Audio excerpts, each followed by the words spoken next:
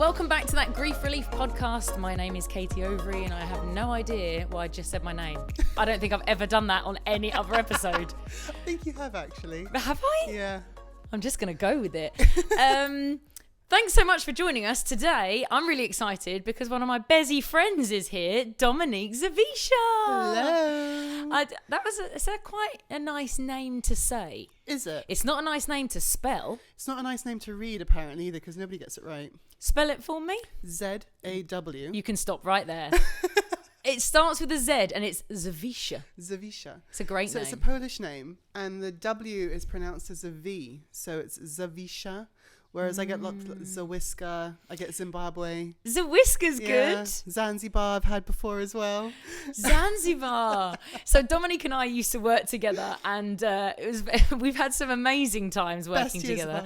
But talking about Dominique's name was always great because Dominique in a professional sense is Dominique, right? Yeah. But we know her as Dom, although weirdly growing up you were Nikki, right, from your friends at school. Still am to quite a few. Yeah, which is always really strange. I remember coming to your house for your birthday party and they're like, are you here for Nikki? And I was like, no, I'm here for Dom. Actually, didn't put two and two together. Yeah. It was actually, I've totally forgotten your friend's name.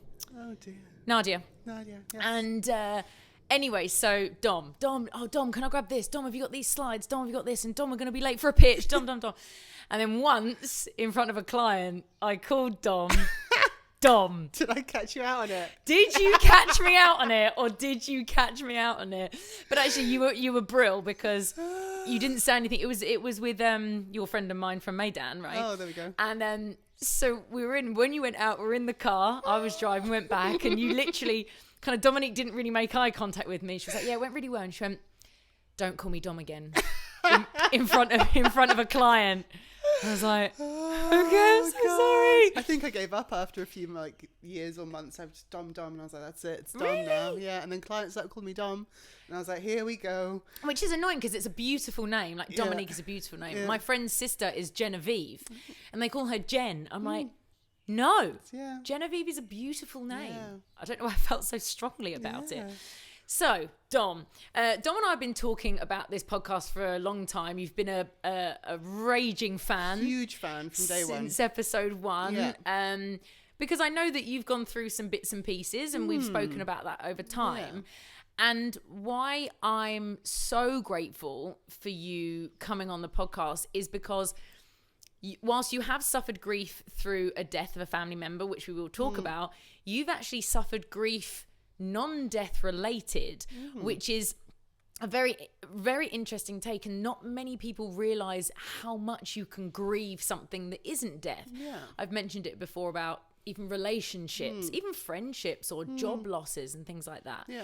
So I know that your story involves your mum, and I'd like you to share what you're willing to share. Yeah, I mean, look, number one, the reason why I'm such a profound fan of what you're doing is because talking is probably one of the hardest things. And it took me a lot to realize that. And I think I never really understood what grief was until somebody asked me if I'd grieved before. And I was like, what do you mean have I grieved? And they said, well, have you actually grieved this? And I was like, well, what do you mean have I grieved? Like, do I have to buy a ticket? Like, what is it? Is there an app? Yeah, is there an app? How does it work? Like, is there a level of grief that I finally got there and I've done it and ding ding with it? You can tell what you do for a living. Yeah. Is there an app? It's just, you know, so when somebody asked me that, that's when I kind of realized, okay, let's take 25 million steps back and look back at where I'm at. So for me, I'm definitely no pro. I'm still trying to figure out what the word grief means today. But for me, essentially, the grief is the loss of something, you know, a job being made redundant, a house, a partner, a family member, a pet, you know, it's all there. It's all wrapped up into this wonderful ball of whatever really kind of breaks you down inside. And I think my biggest hit was probably, when my mum left. My mum didn't die. She's still very much alive and kicking, but she made a very swift and painful exit from my life, to which I basically had to, in some form of ways, accept the fact that she was dead, because I had zero access to her. And if I did have access to her, I refused to take that access because I was like, wow, what you have done has really broken me. Long story short, whichever reason there would be, my mum decided that she couldn't continue the lifestyle that she had with us as a family. Okay. And basically bought her ticket and left, but with the sideline of us thinking that she was gone for a certain amount of time and that she would be back. So she literally bought a ticket and left. You lived here in the UAE because you were born here. Born and raised, right. Lived your whole life. And yeah, I remember it was my mum's 50th birthday and we were celebrating mum's 50th birthday. And then it was under the pretext that she was going to go away to study, to become, some form of therapy, so be it, funnily enough. And after her 3 months of studying, we were then going to meet up and have summer holidays together as a family. Left, and lo and behold, we then realized that her leaving wasn't just a temporary thing. Slowly but surely, we started realizing that, okay, we can't get in touch with her. She's not answering the phone. Where she is, she's not there. Where she's told us she's going. So long story short, it kind of really hit hard. It was like a big How bang. old were you? God, don't ask me this. It was 2009 when she left. So, God, I can't even do the maths right now. 20... You remember that grey area I told you about? Yeah, we need Oliver in. Yeah, we do. Come on, do Well, the let's maths. work it out. So it was 12 years ago. So I'm 36 now. 24. There we go. Or 24, Really? 25. Yeah. No. Yeah. Could I have been? Crazy. Anyways, so here I am, slapped in the face with the news that my mum's left. And eventually I find out, we peel back the layers. Mum's left. She is now, we find out actually through a fax that I received through our grandparents. My mum had basically written a letter to her parents to say, look, this is my life now. I've changed. I'm now with someone who makes me very happy. And this is my soulmate. So Right. mum has now moved on. This earth-shattering news took me back a lot. It took my brother back a lot. My brother was actually studying in Australia at the time at university. He was going through his exams. And he's younger than you. Yeah, Okay. by 5 years. So Okay. I can't even imagine the hell that he was going through. Anyway, so, I'm now left back here in Dubai with my dad. And my dad and I are kind of scrambling through the pieces. Everything is very grey. Everything is very kind of difficult. I just remember lots of pain, lots of tears, lots of what has happened, how has this happened, where did this come from? Because if you ask me about my childhood and my growing up, I have zero memories or recollections of there being any arguments, any unhappiness.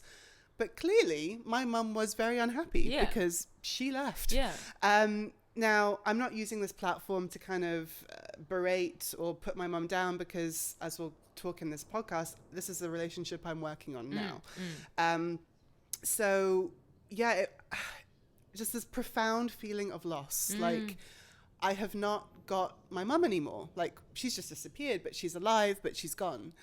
And I remember seeing how hurt and broken my dad was, and the whole thing was just extremely painful. And this was when I realized, wow, this is like a huge shift. I had a very, very strong relationship with my grandmother, so my mum's mum. Okay. Funnily enough, I'd probably say that my relationship with my grandmother was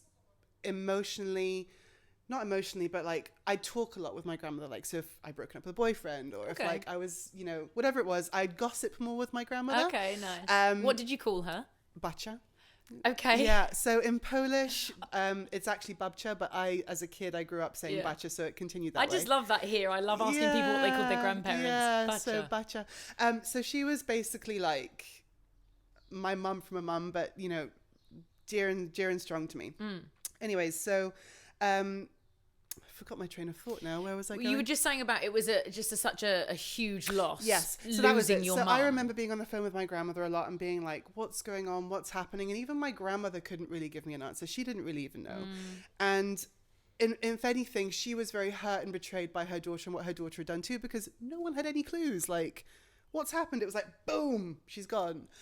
Can I ask, sorry to interrupt, can I ask that, how long did you ever, or have you found out since, how long had she been seeing this new guy, this it's soulmate? not written in stone. There's no proof. But I think back on a lot of things now. I go back to dates, and obviously I don't talk openly about it with my mum now, but I do think about certain points or timelines leading up to it. I mean, I don't think this was a decision made in haste. I think this was something that was very planned, and clearly my mum had her feelings, and this is where, you know, she wanted to be.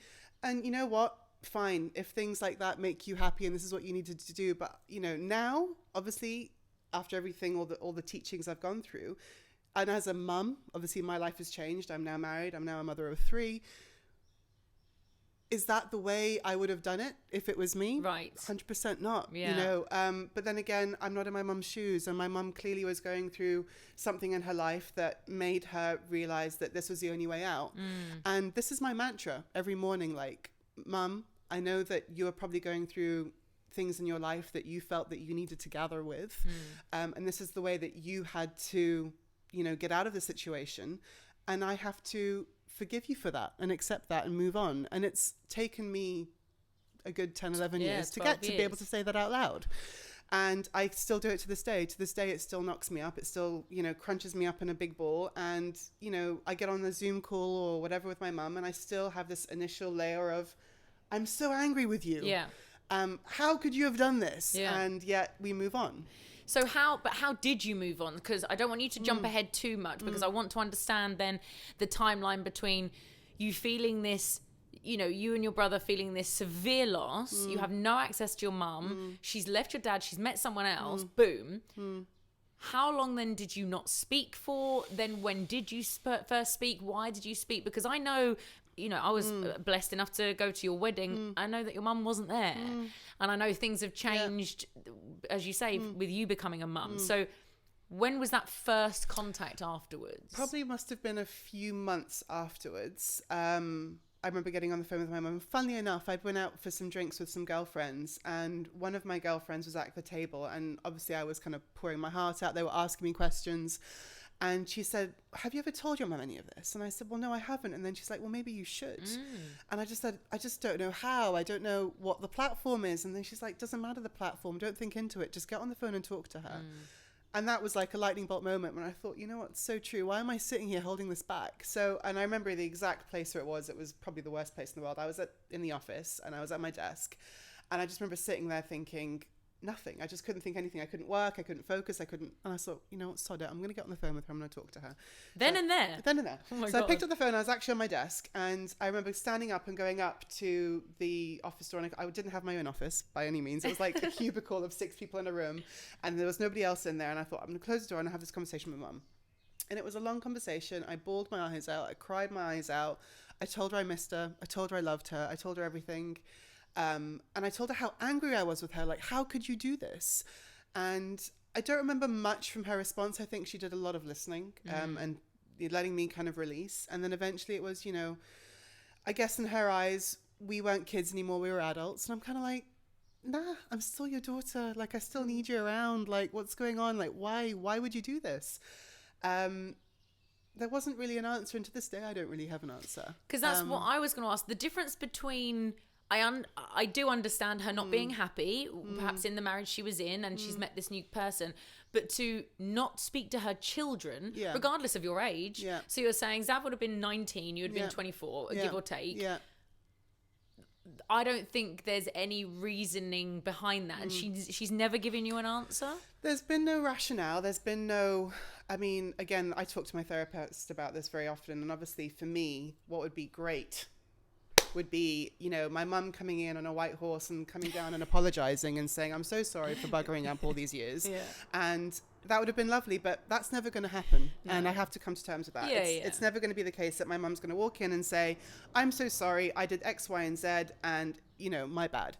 No, that come to terms, that's not going to happen. And I basically need to come to terms with the fact that it is what it is. She did what she did for a reason, and I still don't understand the reason why. Fine. End of the day, the way I put it is, she wasn't happy. She clearly wanted to, you know, move on, do something else. Fine, but the steps that she took to do that, I still, to this day, really struggle to understand how you could even go about that. Do you think it was, I don't want to put words in your mouth, and again, you're right in what you're saying, I don't want to speak bad of your mum, I don't know your mum's story. Do you think it was cowardly? Very much so. Okay. Yeah, I think I've even said that to her, funnily enough.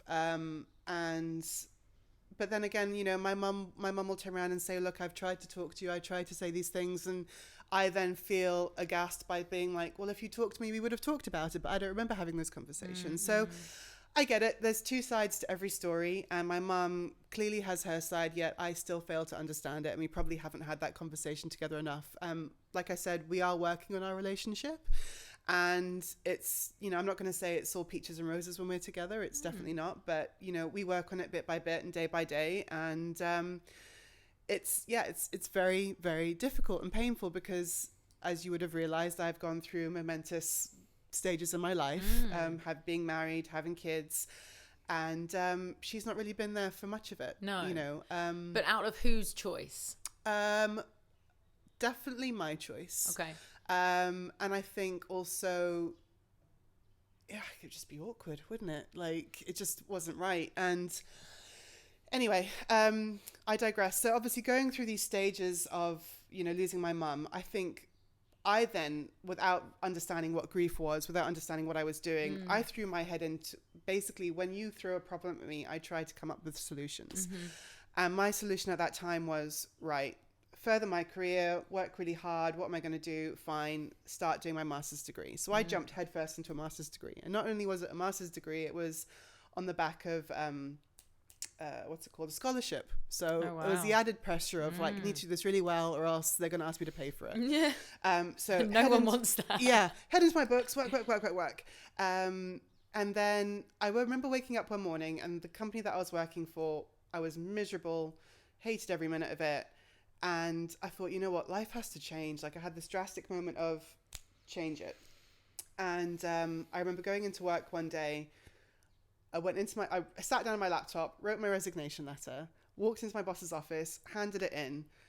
He obviously wanted to understand why. I basically told him, I'm not happy, I need to change my life. I went back outside, took a picture of my car, put it on Bizzle, sold my car. Oh, wow. Made a booking at the hairdressers, went from blonde to brown. And this all happened in the space of 24 hours. No way. And it was then I realized that a lot has to change. At this point in time also, I then remember leaving work, driving down to the gym, and I remember being in the car and thinking, I need to talk to my grandmother. Like I had this driving urge to speak to my grandmother. For the first time ever in my entire life, my grandmother came on the phone and she was livid with me. Oh, just no. angry. And I was like, where's this come from? And basically she was angry that I wasn't accepting my mum's new life. Okay. And I just said, I'm really sorry, like change of scene here. This has gone from oil to water. Where has this come from? How, do you know, I know time frames are always difficult. Do you know how long after? This was probably, mum left in 2009. My parents got divorced in 2010. I think I left my job, or I handed my resignation in end of 2011. Oh, so it's a long time. So no wonder it was a shock for your grandmother to all of a sudden, okay. So obviously during this time, I'm very rarely speaking to my mum. I don't even think my mum's reaching out to me. It was just kind of like this lull of emptiness and severe pain. And that was it. I think my mum was getting married. Now I remember. My mum was getting married and she called me up and she said, will you come? And my immediate response was 100% not. Like, I can't be there for you. No. And that was it. On the phone with my grandmother, and my grandmother's livid with me. First time ever, screaming at me, really upset, like, and my heart is breaking as she's yelling at me down the phone, like, you should accept what your mum's done, like, this is your mum's decision. And this has obviously gone from me having these really, like, in conversations with my grandmother saying, I don't understand what's going on, why is this happening, why is my earth shattered and my mum's, like, no longer here anymore. And then my grandmother all of a sudden being angry at me because I'm not coming to my mum's wedding with this man that she's left us for. Okay. And I'm a bit earth shattered, like, ground's opened up, I've fallen down, like 500 million layers of earth and hell, and then there's me like gasping for help and I can't breathe. And I remember having a panic attack in the car park to the gym.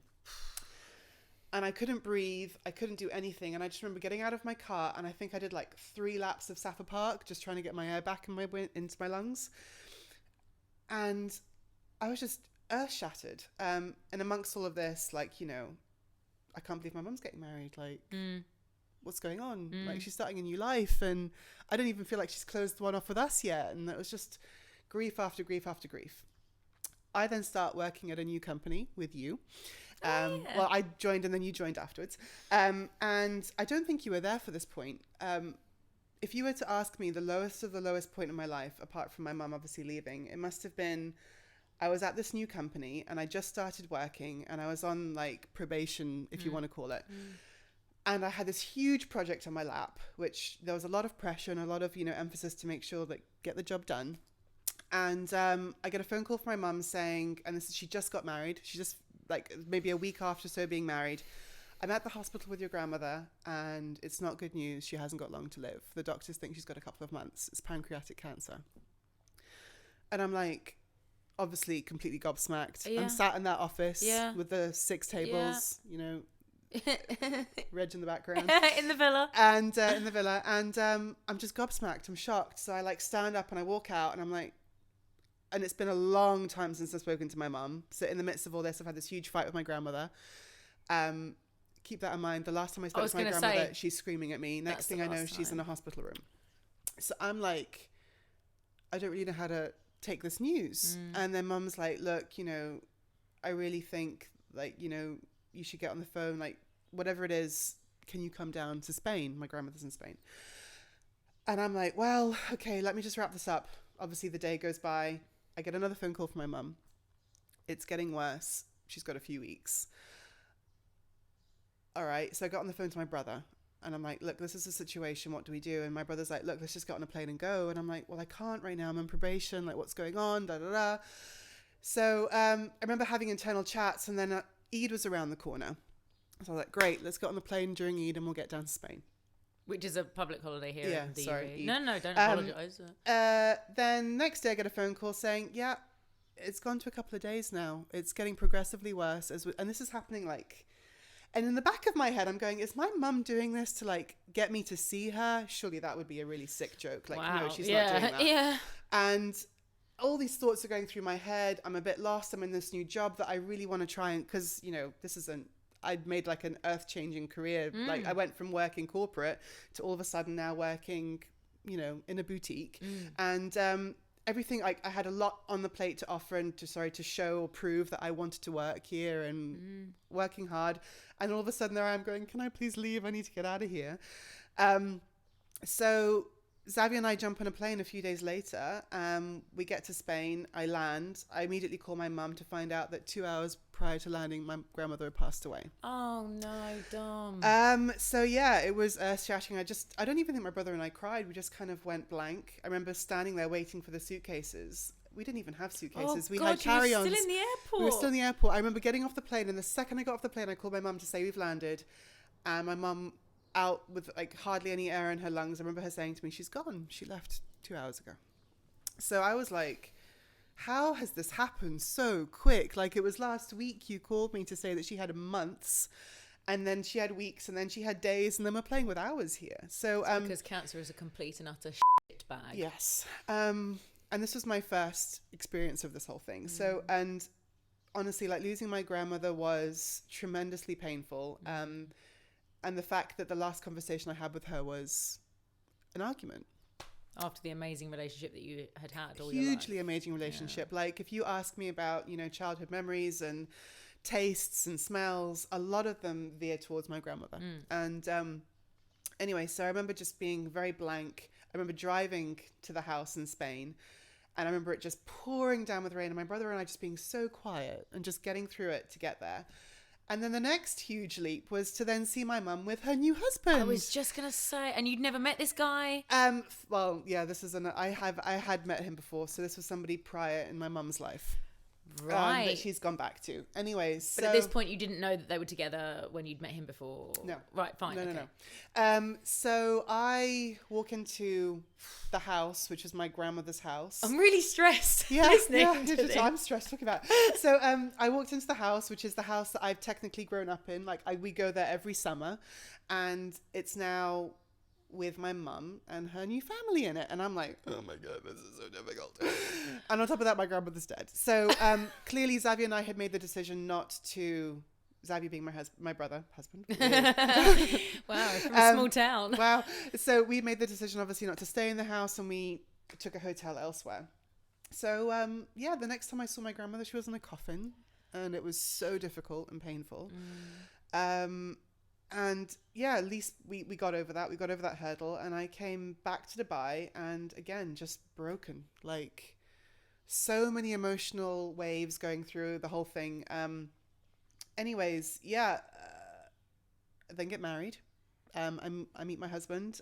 We get married. I make a very firm decision that I didn't want my mum there. Which I know that your husband won't mind me saying, you also went through a huge breakup. You were with a partner for 6 years before you met your husband. Yeah. And that wasn't an easy breakup. No, it wasn't an easy breakup. But I guess it was a good breakup. It was a good breakup. It wasn't like, a spiteful breakup. I think we both looked at each other and we realized, I mean, he had his own... he himself was his family were going through illnesses and stress, even divorces. My family was going through a divorce, illness, stress, death, you name it. And I think we both realized when we looked at each other, like, we're supporting each other, but we're not there for each other anymore. Yeah. So we went our separate ways, and it hit me like a lightning bolt that, we're together to help each other, but we weren't with each other anymore. So yeah, we separated. I'm in this new job. I've got new focuses, new pathway, and I'm really trying hard to find my way.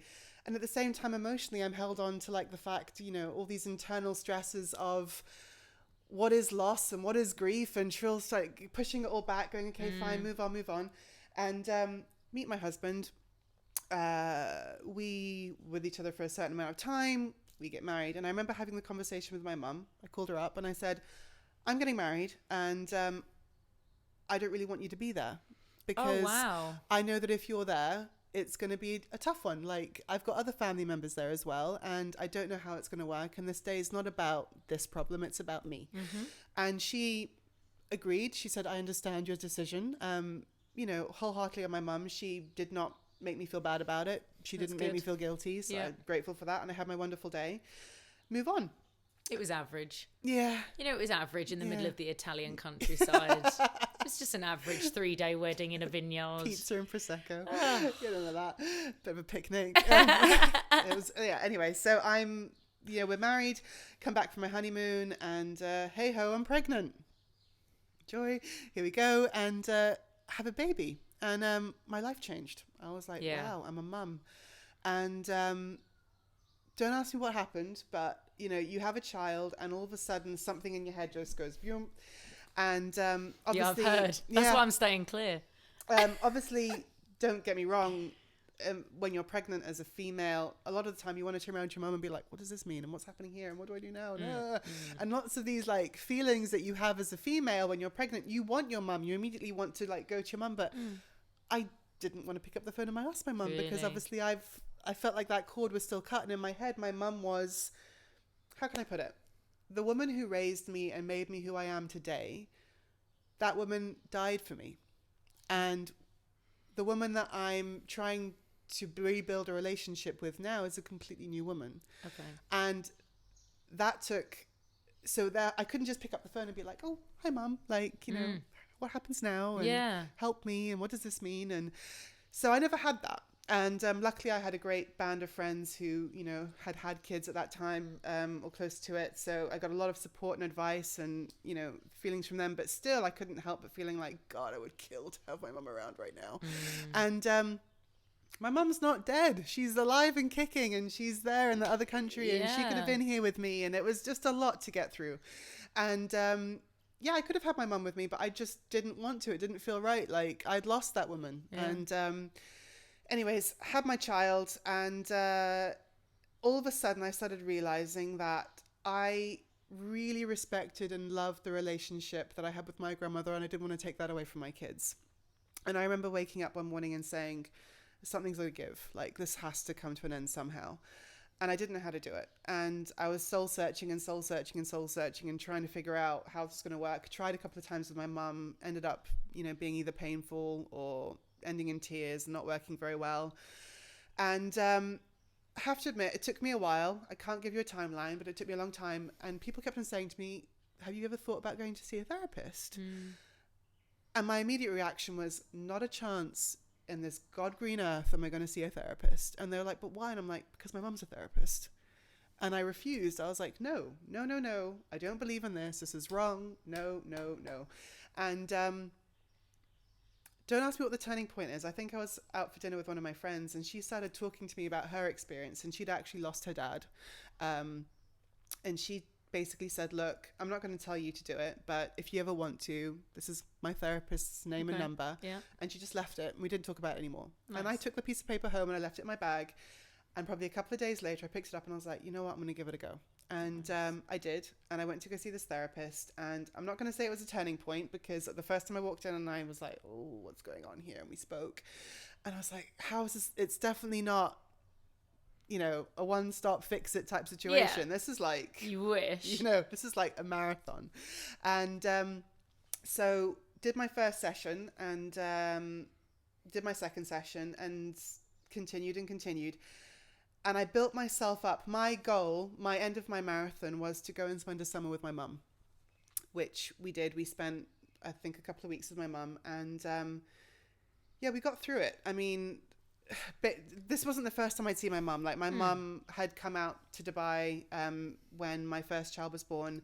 That was a bit rocky. In fact, I wouldn't even let her stay in my house because I just found it that rocky. Like, you stay in a hotel and you come here in the day and we'll work through it bit by bit. And it was difficult. It wasn't easy.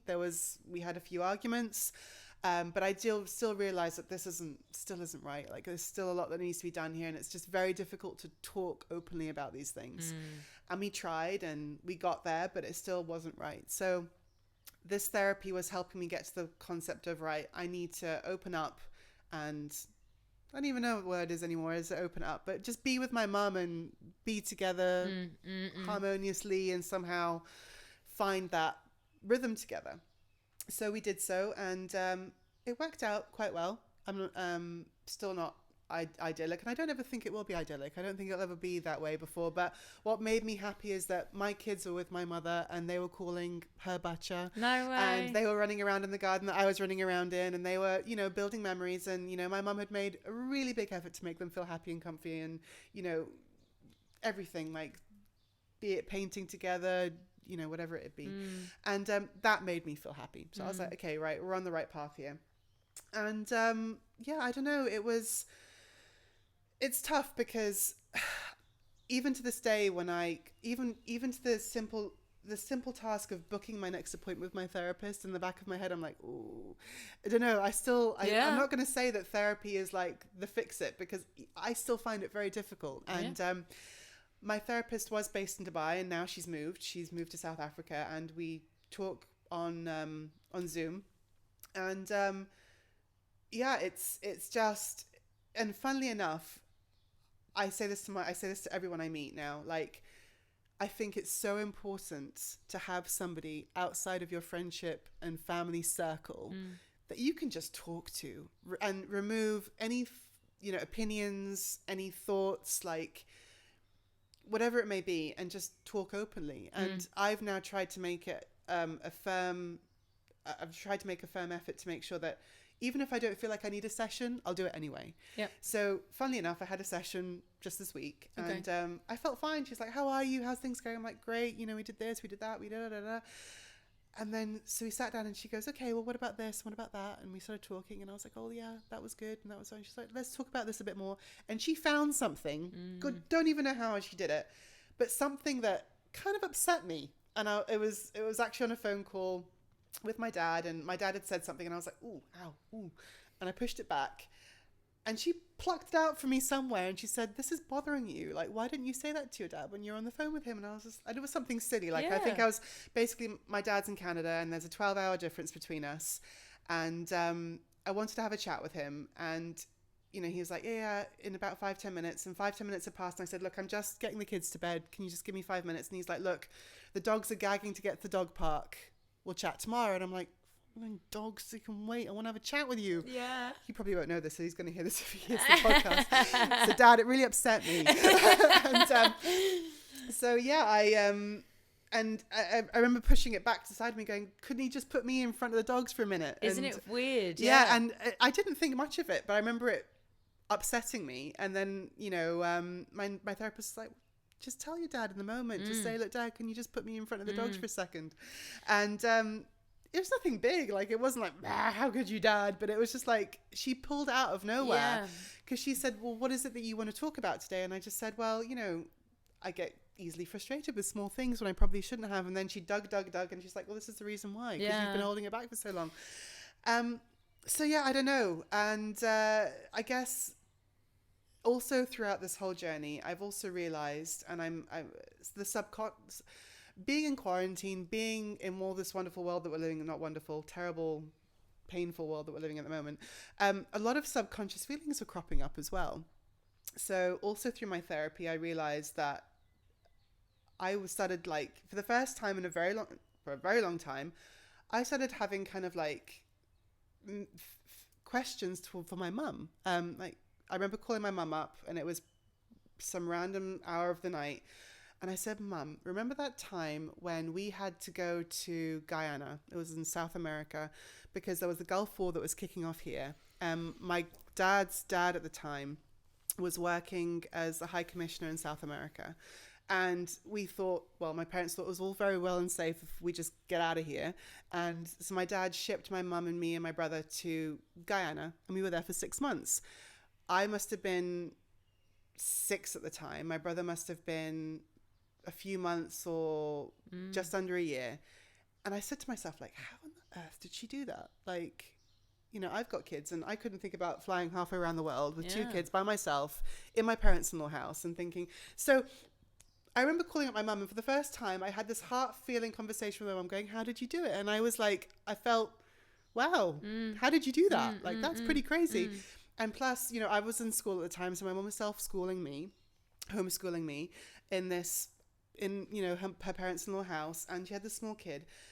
And there's a lot of, like, you know, whoa. And for the first time ever, I felt sorry, like, why? I didn't realize you were going through that. And so subconscious plays up on me a lot as well. So again, I think the concept of grief doesn't just happen when something's hit you, but the concept of grief can also be when you're a kid and something has affected you from then.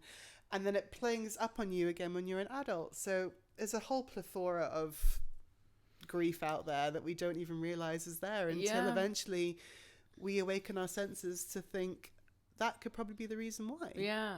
And addressing it. Yeah. Instead of 100%. Just burying it all the time. Yeah.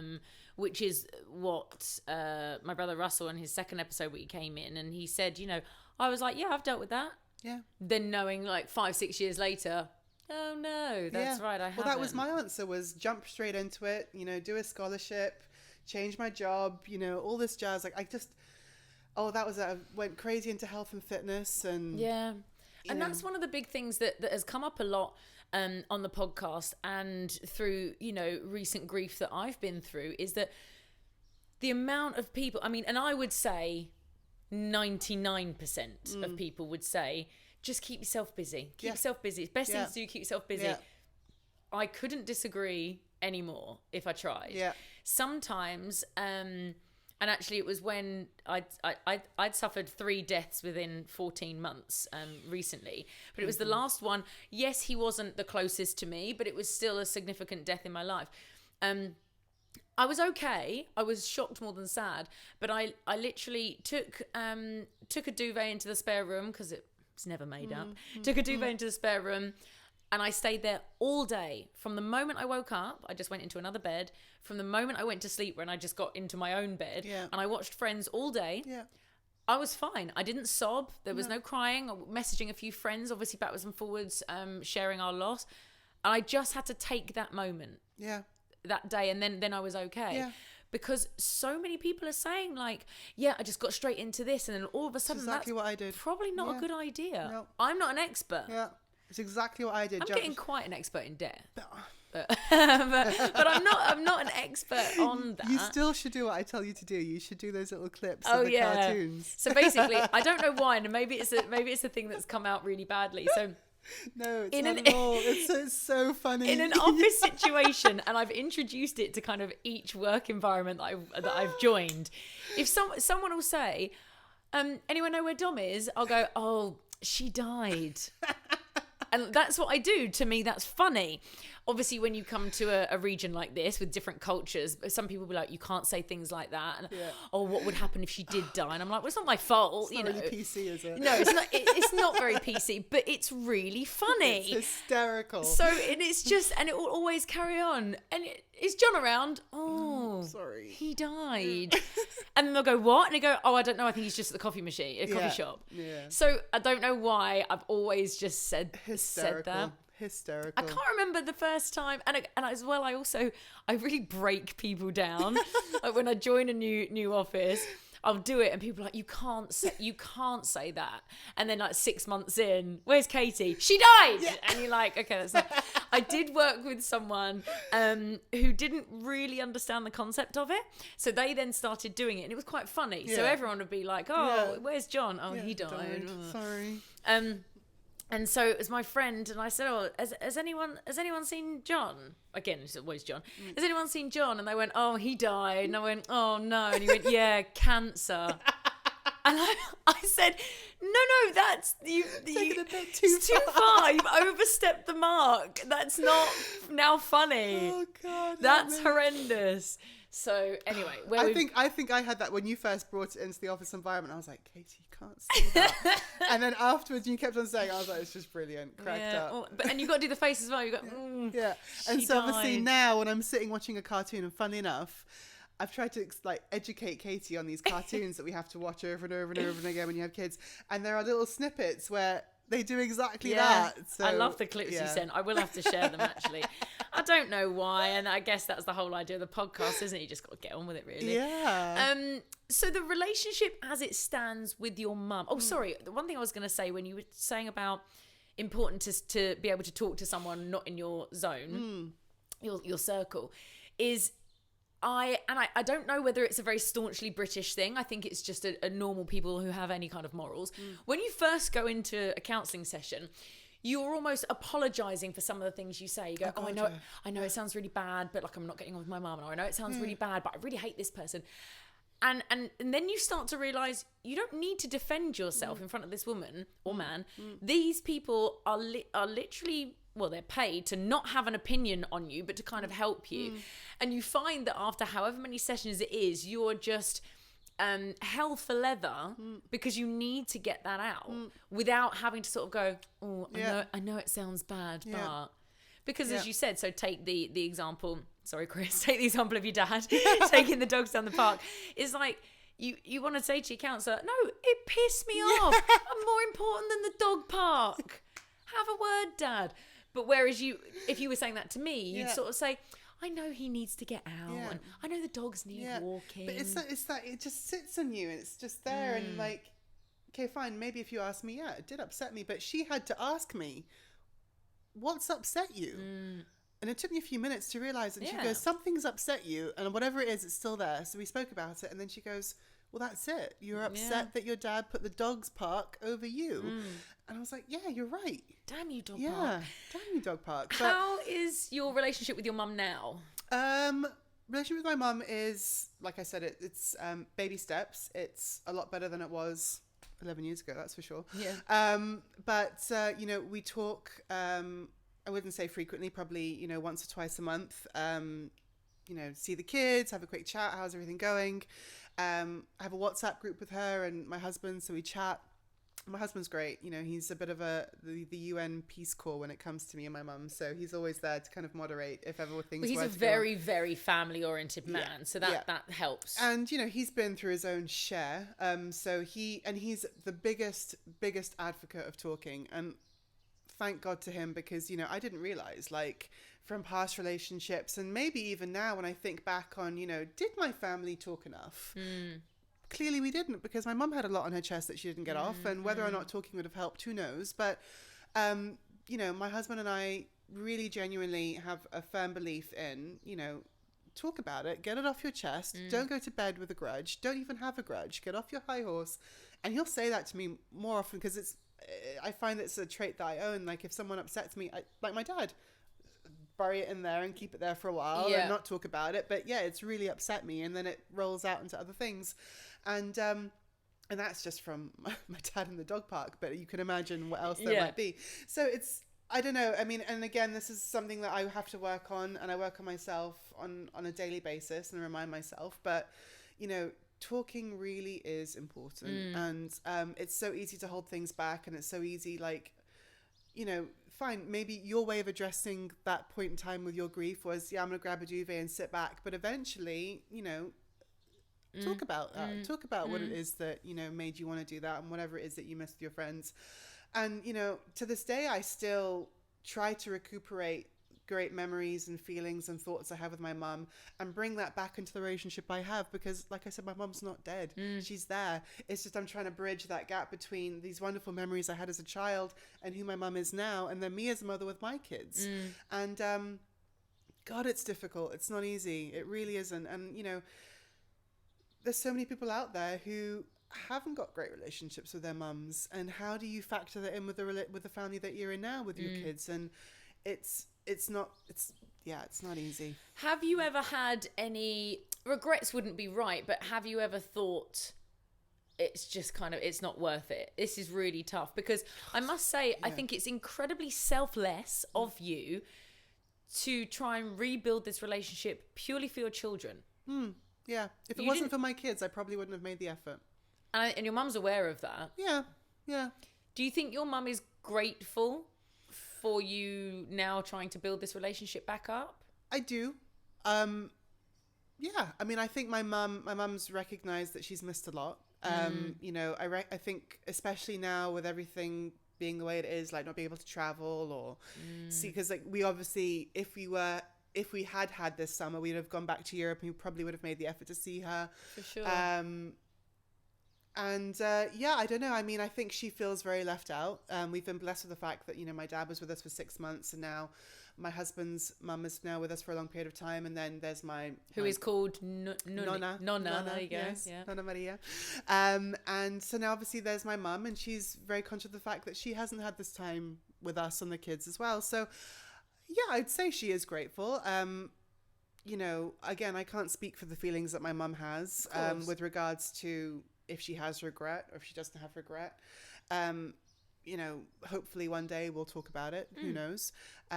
Still very new. Yeah. Prior to coming onto this podcast, I had to have the open conversation with my mum, because I'm not talking about someone who's dead. I'm talking about someone who's alive and kicking, and the internet's the internet, and, you know, things get passed along, and maybe my mum might see this for sure and hear it. And I had to tell my mum that this is what I was doing, and it was important to me, because at the end of the day, my message is that it's so important to talk about grief. And, you know, I've got friends and I've got family who have been through loads, and to tell them, like, talk to me or talk to someone else, whoever it may be, but that message still doesn't get across. And, you know, it doesn't have to necessarily be a therapist. It could be anyone. Yeah. You know. Did you ask your mum or tell your mum? Tell my mum. Okay. 100% tell my mum. I even told my dad and my brother. Okay. And funnily enough, I got full support from all of them. You know, it's by no means a platform to air, you know, family laundry. It's more a platform to say, this is how I feel. This is how I felt. This is what I went through. Although, great podcast. Yeah. Such a good podcast. Airing dirty laundry. Yeah. I'm well up for that. That could be a new stream. Okay. Yeah. That's nice though. I like the fact, because your mum could have been, and as well, I think it's interesting, there could even be people listening now who are on your mum's side. Yeah. Saying, well, she was allowed to do what she wants, you know, whatever. I know people that have done the same sort of thing, and maybe you're being a bit of a bitch for, you know, ignoring her. You just swore. I know, I've got on your own podcast. Got to beep it out myself. But but it's true. So I think it's really interesting, and I just love the fact that, yeah, I think, and I'll say it again, it's such an amazing, selfless thing that you're doing, that you are going, do you know what? Life is too short. It is. And with your children and things like that. But because as well, goodness, knock on Pan Emirates' finest wood, it's not wood again, is that your mum's going to die at some point. We're all going to die, but your mum might die, and then who knows what you would go through thinking, I didn't try, or we didn't, or whatever. It's so, I mean, again, like I said, I think if I hadn't have had that hugely profound and strong relationship with my grandmother, I probably wouldn't have recognized how important it is. I want my kids to have that relationship. I don't want them thinking like, oh, you know, where is my other nonna? And so yeah, when we have our Zoom calls and when we have our chats and when we're there in person, yes, it's also about working on me and my relationship with my mum, but also making sure that they have those memories and those times and that energy with each other too. And yeah, it's just they better be grateful. Those little munchkins. God, yes, I know they better be. But yeah, it's like I said, it's every day it's another trial. I mean, there were times when, you know, my mum would make the effort and she'd say, like, can we have a chat? Can we have a call? And just by receiving her messages, I used to like get this knot in my chest. I'm like, yeah, I don't know if I can do it. And then I'd be like, okay, fine. And I know that call's happening at 2:00 in the afternoon, and I'm in a foul mood up until 2, and then we have the call, and then I'm fine. And like, it was then that I realized this is not normal. This is not healthy. I need to get this off my chest. I need to, you know. And hence why I was taking those baby steps. And, you know, I take my hat off to a lot of my friends who helped me, not push me, but nudge me in that direction to say, it's okay, it's good. And those friends had been through hell. Like I said, lost parents, and, you know, parents had got divorced and happily, you know, motioning their way through life by talking to a therapist. And I was like, great, let me give it a go. And, yeah, I don't think if it wasn't for my children, in answer to your question, I don't think I would have made such an effort. I genuinely don't think I would have. And yeah, it's every day it's a leap. Yeah. It's amazing. And it's, you know, it'll be fascinating to have you back on in a year's time. Do you know what I mean? And just see where that relationship is going. So obviously you turned to the therapy, which wasn't an easy decision for you. No. Besides that, asking the question, you know, what was your grief relief? I ask it every time. Like, what kind of helped you through, or what did your therapist tell you to try and help you through this? Well, it's a bit of a twofold thing, really. I mean, the sessions with her aren't just a chat. My therapist is a bit more, she kind of really focuses on the body and understanding, like, you know, where are you trapping certain energies and where are you not releasing things? And so the first session I did with her, we apparently, I didn't realize how much we had, but we'd actually covered quite a lot with regards to my past and what I was going through. It was actually only in the second session when she turned around to me and she's like, you know what, we've done a lot. Like, you've opened up a lot and we've spoken a lot about, you know, this, and I can see where you've got your kind of trapped energy, so to speak. And she said, don't be surprised if for the next couple of days you feel a bit ill. And I was like, okay, strange. Left, went home, came down with the flu. Really? Yeah, I was down with the flu for like a week.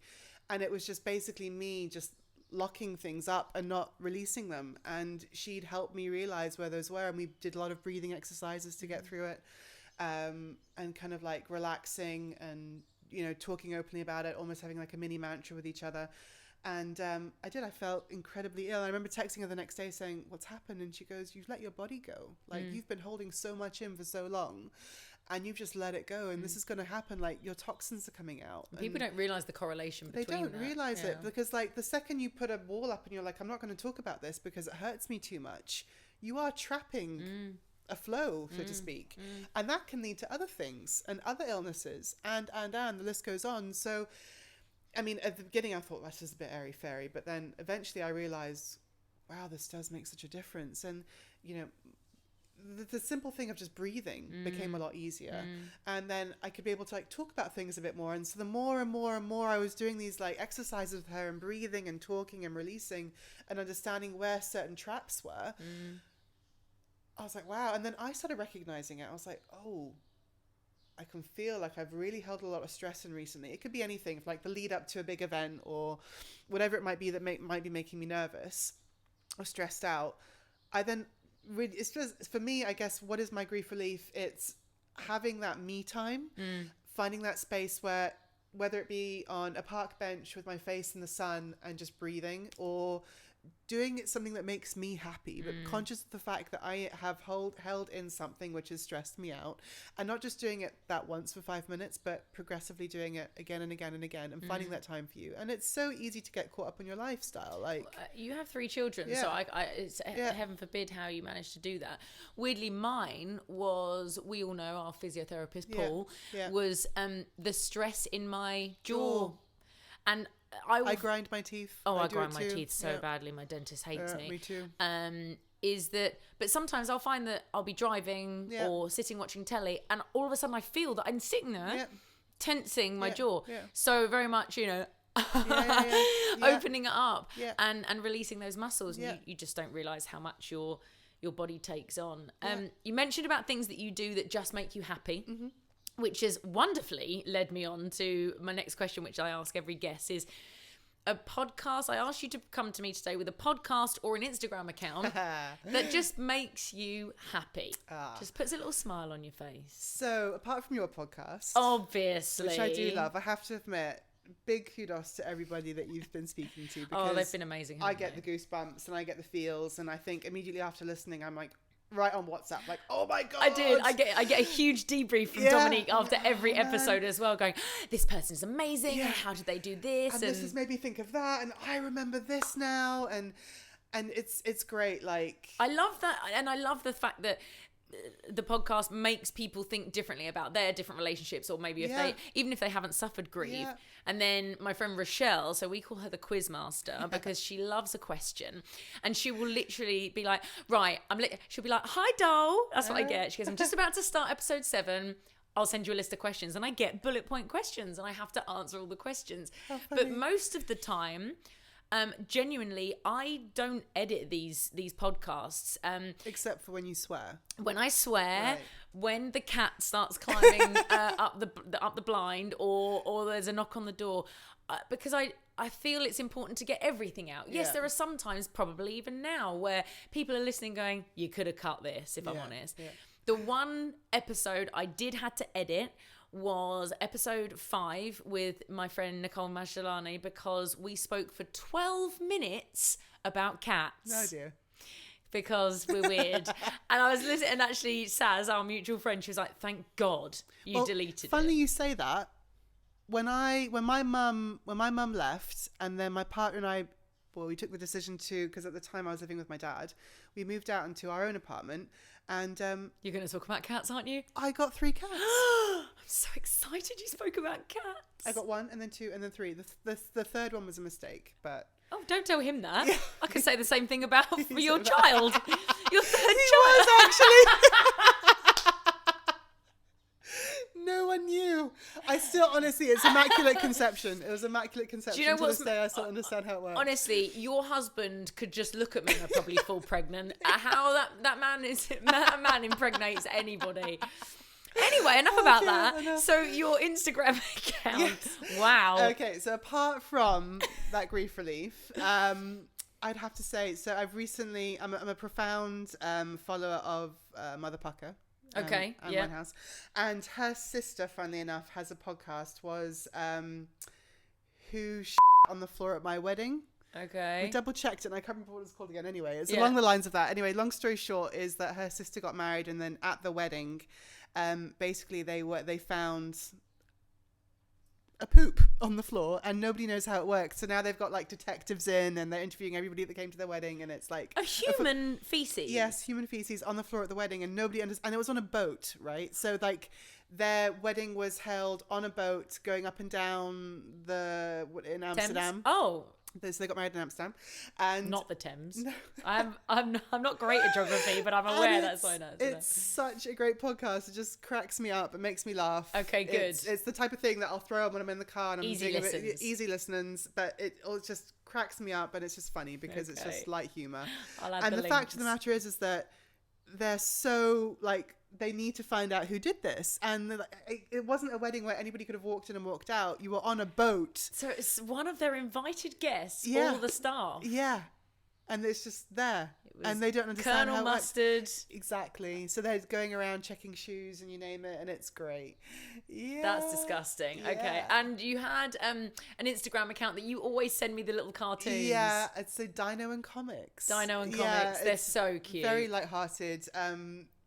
But like there'll be a couple of them and you're like, that's exactly how I feel right now. Yeah. And it's just very lighthearted, and he's great because he also does like jumpers and caps and shirts and stuff. And that's how you monetize it, baby. Dedicated to get one of them one day. But so those are my little things. I do love them, and I share them on my stories, or I share them to people. Yeah. I love it when you do get, obviously everyone loves to share a meme. Yeah. But when you get those little cartoons as well, that does put a big smile on your face. Thank you so much for sharing so much, because I think, super brave what you've done, because like I said, for someone to almost disown their mum and to stand by it and then to want to rebuild it, and not just for you, I think you're a very, very brave human being. Yeah, but I mean, it's also, support this new lifestyle that she's in now, like, if this is what makes you happy, then so be it. Do you get on with her husband? I didn't ask you. Well, yeah, I mean, we've spent time with each other. I do get on with him. My brother wouldn't want to probably put himself in that situation. Okay. But who knows, maybe his story might change later on down the line. And he's younger, so exactly. But yeah, no, in answer to your question, I do get on with him.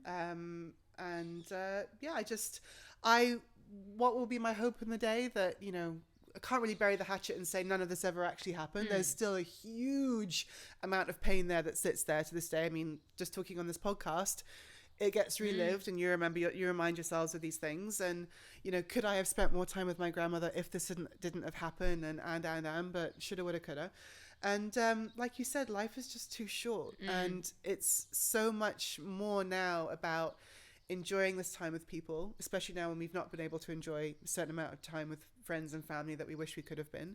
And I wouldn't say the word is forgive and forget, because if you forget, then what was the point? Yep. Like, it was profound pain. It always will be profound pain, but it's learning from that pain and moving on with life.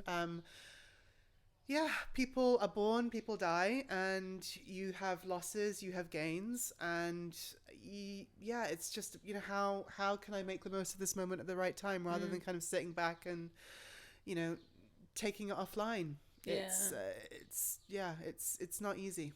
Because I think that's the thing as well, as we said, is what if you don't know, and what if things, and you don't know how you would feel had you not have even tried. And I think that's a really big thing of you. If you have been affected by anything that you've heard on today's episode, please reach out. I say it every week. I'm not a professional, but if you were perhaps interested in Dominique's therapist, which was perhaps a little, more unusual than others that we've had spoken about, please feel free. I'm happy to connect you to Dominique or her therapist or whatever. If you would like to share your story as well, feel free, reach out. So you can do it in a number of ways. On Instagram, slide into my DMs. It's at That Grief Relief Podcast. On Twitter, it's at Grief Relief Pod, or you can send me an email, thatgriefreliefpodcast@gmail.com. And you can be anonymous as well if you want to, even if you just want to get something off your chest. Please feel free. There is a lot of support out there, no matter kind of what you're going through. 100%. Even if you don't want to speak to me, you just want to speak to Dom. Do you know what I mean? Go for your life. Thank you so much for listening. Or get a cat. Actually, Poppy's been amazing today. Poppy hasn't had a mention today. Oh, she is on the video. If I can get the YouTube. Very sweet. If I can get my technology to work again.